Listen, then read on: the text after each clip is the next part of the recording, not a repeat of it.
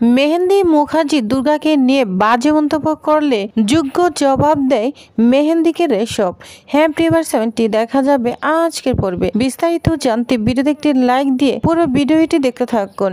গল্পের শুরুতে আমরা দেখতে পাবো রাজনাথ মুখার্জি অঞ্জলি দিতে যাবে, কিন্তু বৈদেহী মুখার্জি উৎসব চান্দু কিছুতেই তাকে যেতে দিচ্ছে না। এদিকে পিঠা বলছে, চলো গ্র্যান্ডপা তাড়াতাড়ি আমাদের যেতে হবে, আমরা তো অঞ্জলি দিব, ভিড় হয়ে যাবে, তাড়াতাড়ি চলো। কিন্তু চান্দু কিছুতেই যেতে চাচ্ছে না। চান্দু বলছে, দাঁড়া মেজদা, আমার একটা কথা রয়েছে। তখন রাজনাথ বলে, না না, আমি আজকে এ বিষয়ে কোনো কথা বলতে চাই না, আমি অঞ্জলি দিব, ভোগ খাবো, বুঝতে পেরেছিস? তখন বলে, না মেজদা, আমার এই কথাটা তোকে শুনতেই হবে।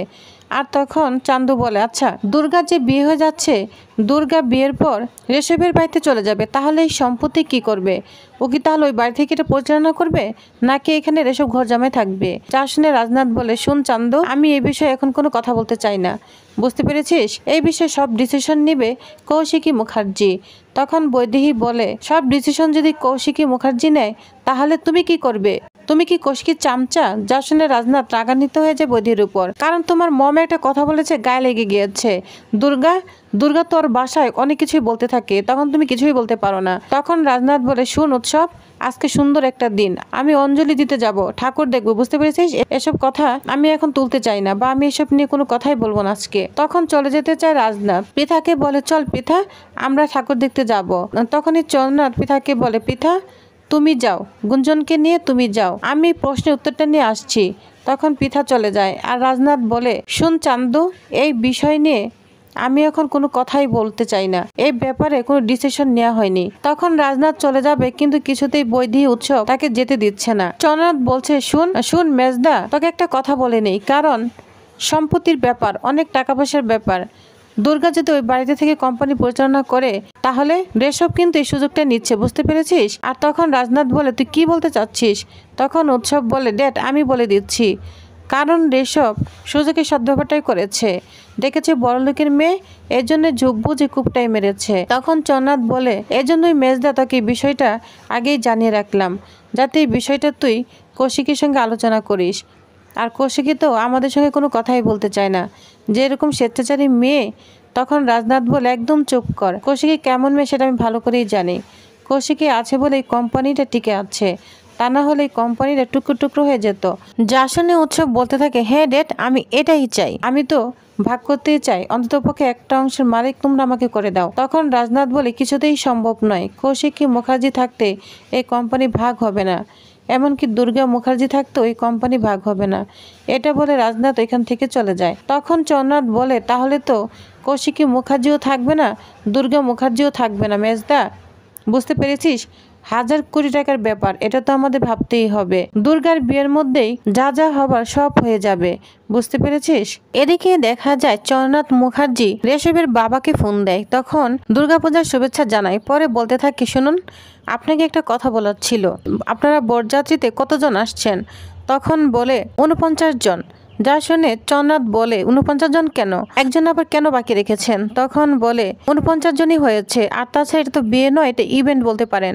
এত বড় ফ্যামিলিতে আমরা ছেলেকে বিয়ে করাবো কল্পনাও করতে পারিনি, এই জন্য আমরা জেনে শুনে 49 জনই নিয়ে যাব, কারণ বেশি নিয়ে যাওয়া ঠিক হবে না। তখন চন্দ্রনাথ বলে, 49 নয়, 50 করে দিবেন। যা শুনে রেশবের বাবা বলে, আরেকজন কোথায় পাবো? তখন বলে, সঞ্চিত ব্যানার্জিকে নিয়ে আসবেন। যা শুনে তো অবাক হয়ে যায় রেশবের বাবা, বলছে, ওকে আমি কোথায় পাবো? আপনি তো জানেন ও জেলে রয়েছে। তখন বলে, বিয়ের দিন ও ঠিক বেল পেয়ে যাবে, ওকে নিয়ে আসবেন। তখন রেশবের বাবা বলতে থাকে, আপনি তো ভালো করেই জানেন ও অনেক বড় ক্রাইম করেছে। তখন চান্দু বলতে থাকে, আপনাদের বাড়ির জামাই সমরেশ চট্টোপাধ্যায় যদি অনেক বড় ক্রাইম করে বিয়েতে থাকতে পারে, তাহলে ও কেন পারবে না? অবশ্যই ওকে নিয়ে আসবেন। তখন রেশবের বাবা অবাক হয়ে যায়, বলতে থাকে, কেন, উনি কি ক্রাইম করেছে? তখন চন্দ্রনাথ বলে, সেটা আমি আপনাকে পরে বুঝিয়ে বলবো, কিন্তু এখন আপনি সঞ্চিত ব্যানার্জিকে নিয়ে আসবেন।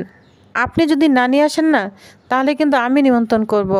যা শুনে তো পুরো অবাক হয়ে যায়। তখন বলে, আচ্ছা সমরেশ চট্টোপাধ্যায় কি ক্রাইম করেছে? এ সম্পর্কে কিছু না বলে চন্দ্রনাথ ফোন রেখে দেয়। তখন হেলো হেলো করতে থাকে রেশবের বাবা। ওইখানে রেশব চলে আসে, বলছে, বাবা কি হয়েছে, তুমি কার সঙ্গে কথা বলছো? তখন রেশবের বাবা বলে, জানিস তো, আমার মনে হয় দুর্গার বিয়ের মধ্যে কোনো একটা ঝামেলা সৃষ্টি হবে বলে মনে হচ্ছে। তখন রেশব বলে, কি ঝামেলা? তো রেশবের বাবা কোনো কিছু না বলে রেশবকে বলতে থাকে, আচ্ছা কিছু না, তুমি তো এখন ঠাকুর দেখতে যাবে, প্যান্ডেলের দিকে যাবে, তাই না? দুর্গা আসছে, যাও যাও, তোমরা এনজয় করো। তখন রেশব ওইখান থেকে চলে যায়। এদিকে এটা নিয়ে চিন্তায় পড়ে যায় রেশবের বাবা। বলছে দুর্গার বিয়েতে কি হতে চলেছে। অন্যদিকে দেখা যায় মেহেন্দি জগদ্ধাত্রীকে বলছে সর্ষের মধ্যে ভূত রয়েছে বল। তখন বলে তুই কি বলতে চাচ্ছিস, তোর কথা তো কিছুই বুঝতে পারছি না। তখন মেহেন্দি বলে ওই যে বাড়িতেই তো ক্রিমিনাল রয়েছে আর তুই বাইরে ক্রিমিনাল খুঁজে বেড়াস, এই আর কি। যা শুনে জগদ্ধাত্রী বলে তুই কি বলছিস এসব, আমি তো কিছুই বুঝতে পারছি না। তখন মেহেন্দি বলে কেন, সমরেশ চট্টোপাধ্যায় তাকে তুমি জেরা করেছো, এ নিয়ে তো নিউজ বের হয়েছে। তখন জগদ্ধাত্রী বলে কি নিউজ বের হয়েছে, কে ছাপিয়েছে? তখন মেহেন্দি বলে এখন ছোট ছাপিয়েছে, আর কিছুদিন পরেই দেখবে বড় বড় নিউজ বের হচ্ছে, তখন কি হবে? এরপরেও কি রেশবের বাবা রেশবের সঙ্গে দুর্গার বিয়ে দিবে? আর তখন জগদ্ধাত্রী যা শুনে অবাক হয়ে যায়। তখন ওইখানে স্বয়ম্ভু চলে আসে। স্বয়ম্ভু বলে জগদ্ধাত্রী চলো আমরা পুজোতে যাব, অঞ্জলি দিতে হবে, লেট হয়ে যাবে চলো। তখন মেহেন্দি বলে কি ব্যাপার দিদি, আমিও তো যাব অঞ্জলি দিতে, ওইখানে তো নতুন জামাই রয়েছে, দুর্গা রয়েছে, সিনক্রেট করব। তখন যা শুনে স্বয়ম্ভু বলে এই শোনো, তোমাকে না বর্দি ঠিক বলে, কলতলা কালচার। তখন মেহেন্দি বলে এই স্বয়ম্ভু মুখার্জি একদম সাবধানে কথা বলো, আজকে পুজোর দিন এসব বলবে না, বুঝতে পেরেছ? সারা জীবন তো শূন্য হাতেই থেকে গেলাম, তোমাদের দাসীবান্দি করে গেলাম, কি পেয়েছি বলো? কিছুই তো পাইনি। আমার স্বামী তো একজন কোম্পানির কর্মচারী, আর তোমার মেয়ে অনাথ আশ্রমে ছিল, সেখান থেকে এসে জুড়ে বসেছে, কোম্পানির মাথায় বসেছে, তাহলে আমরা কি পেলাম?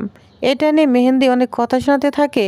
আর তখন জগদ্ধাত্রী বলে শোন, এই বিষয়ে না তোর সঙ্গে আর কোনো কথা বলতেই চাই না, স্বয়ম্ভু চলো। এই বলে জগদ্ধাত্রী স্বয়ম্ভু এখান থেকে চলে যায়। আর তখন ওইখানে উৎসব চলে আসে। মেহেন্দি উৎসবকে বলে শোনো, যেভাবেই হোক সমরেশ চট্টোপাধ্যায়কে অ্যারেস্ট করাতেই হবে, তাহলে আসল খেলা শুরু হবে। কৌশিকী মুখার্জি আর জগদ্ধাত্রীর মধ্যে তাণ্ডব, বাড়িতে তাণ্ডব হবে, বুঝতে পেরেছ? এই উৎসব মুখার্জি যে প্ল্যান করে রেখেছে না, সমরেশ চট্টোপাধ্যায় এই বিপদ থেকে বাঁচতে পারবে না, ওকে তো অ্যারেস্ট হতেই হবে। এটা বলে মেহেন্দি আর উৎসব অনেক খুশি হয়ে যায়। এদিকে রাজনাথ মুখার্জি কৌশিকীর মাকে বলছে তুমি এখনো কেন মণ্ডপে যাওনি, অঞ্জলি কেন দাওনি, যাও মণ্ডপে যাও, দেখে আসো আমার নাতনি আর আমার নাত জামাই, দেখো কি সুন্দর লাগছে, মনে হচ্ছে রাজ যৌতুক, যাও যাও দেখে আসো। তখন এখানে সমরেশ চলে আসে। সমরেশকে রাজনাথ বলে তুমি তো বড়ই বেরসিক, তুমি এখনো কেন মণ্ডপে যাওনি, অঞ্জলি দাদা শেষ হয়ে আসছে, যাও যাও তাড়াতাড়ি যাও। আর কৌশিকী কোথায়, কৌশিকীকে নিয়ে যাও। তখন বলে কৌশিকী যাবে না, যাবে না কাকুমণি। তখন বলে কেন যাবে না, কি হয়েছে? তখন সমরেশের মনটা অনেক খারাপ দেখাচ্ছে, বলছে বলো কি হয়েছে তোমার। তখন বলে জানেন তো কাকুমণি, অ্যাডভোকেট মিত্র ফোন দিয়েছিল আমাকে নিয়ে, কয়েকটা সেশন দ্বারাই ও মামলা সাজিয়েছে, আর আমি বেশ বুঝতে পেরেছি জগদ্ধাত্রী সত্য উদ্ঘাটনের চেষ্টা করবে, এমনকি জার্সিনাল হয়ে বাড়িতে এসে আমাকে অ্যারেস্ট করবে কাকুমণি। এর জন্য আমি এখান থেকে চলে যাব, আমি কোনো অঞ্জলি দিতে যাব না, এমনকি আপনাদের সাথে যে আমার সম্পর্ক রয়েছে আমি সেটাও বলবো না। যা শুনে রাজনাথ অবাক হয়ে যায়। আর তখন ওইখানে বৈদেহী চলে আসে, বলছে হ্যাঁ অ্যারেস্ট করবে তো, অবশ্যই করবে। জগদ্ধাত্রী উঠবে জার্সিনাল আইন ছাড়া কিছুই বোঝে না, ওর কাছে তো ওর ডিউটি আগে, সম্পর্ক কিচ্ছু না, বুঝতে পেরেছ? ও তা না হলে দেবুকে অ্যারেস্ট করতো না, বুঝতে পেরেছ? ওর কাছে আইন আগে, ও আইন ছাড়া কিচ্ছু জানে না। যা শুনে রাজনাথ সহ সমরেশ তো অবাক হয়ে যায়। তো প্রিভিয়াস তাহলে নেক্সট আকর্ষণীয় পড়বে আরো কি কি ঘটতে চলেছে, তো জানতে অবশ্য আমার সাথেই থাকুন। ধন্যবাদ।